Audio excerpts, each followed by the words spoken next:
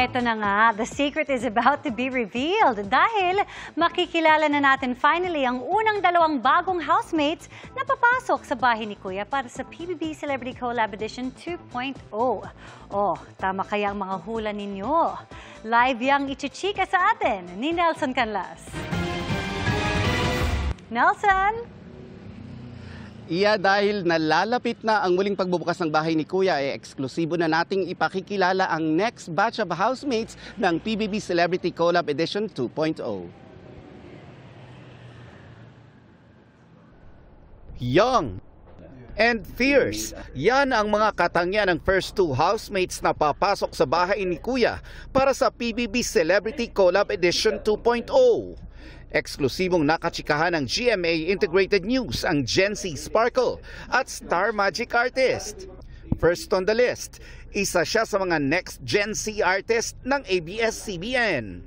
Anak siya ng negosyanteng si Neil Arce at stepson ng aktres na si Angel Locsin.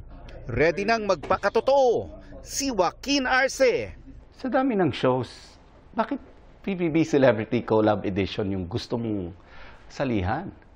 I'm a fan of the show, so I watched last season. I'm a huge fan of, PBB as a show. So I decided, why not give it a try? Next up, she's one of the rising stars of the Kapuso Network. Sweet but tough dahil pinatatag ng mga pagsubok. Sofia Pablo. This is something big for me kasi I was always a victim of misconceptions, fake news, and I feel like the people know me for my work, sa mga memes ko. I want them to know me for who I really am. Tatagal ng mahigit kumulang 100 days ang new batch of housemates sa loob ng PBB House kung saan dadaan sila sa maraming physical at psychological challenges.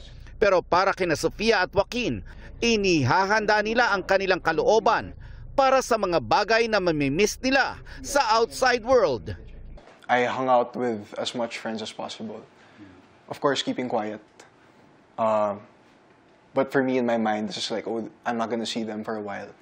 Parang kailangan ko na mag-hangout sa family ko, sa mom ko, sa dad ko. I'm sure tatamaan yung Pasko and New Year. Ni-ready mo ba yung sarili mo dyan? I think I can never be ready for that kasi, again, sa buong buhay ko, I never spent Christmas or New Year away from my mom. Kasi dalawa lang kami. And even si mommy, like, she was crying, if I'm not there, she's gonna be alone. But then again, inisip namin na one Christmas, one New Year, kabalit ng pwedeng ma-appreciate ka na ng tao for who you really are. So, sugal talaga yun. Ano naman kaya ang babaunin ni Joaquin? Ito ang sinabi ng mga na-interview ko before, ang hack daw ay magdala ng maraming toiletries. At saka damit. Yes. Ikaw ba? Yes, I'm big on toiletry. So marami kang dala? Yes. Ano-ano? Sana papayagan ako.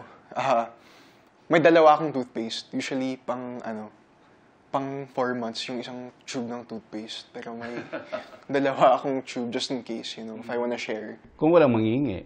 Yeah.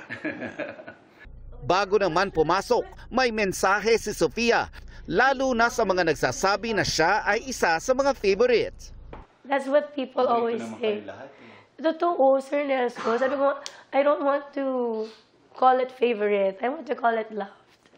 Kumbaga, hindi ako paborito. Mahal lang ako kasi nga, mabuti akong tao. Kaya ko talaga sabihin yun. And if you're watching I hope manood kayo ng PBB 2.0. Promise, papagitiin ko kayo.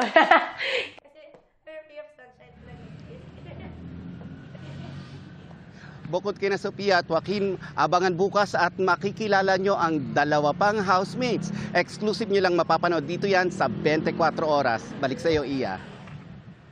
Maraming salamat, Nelson Canlas.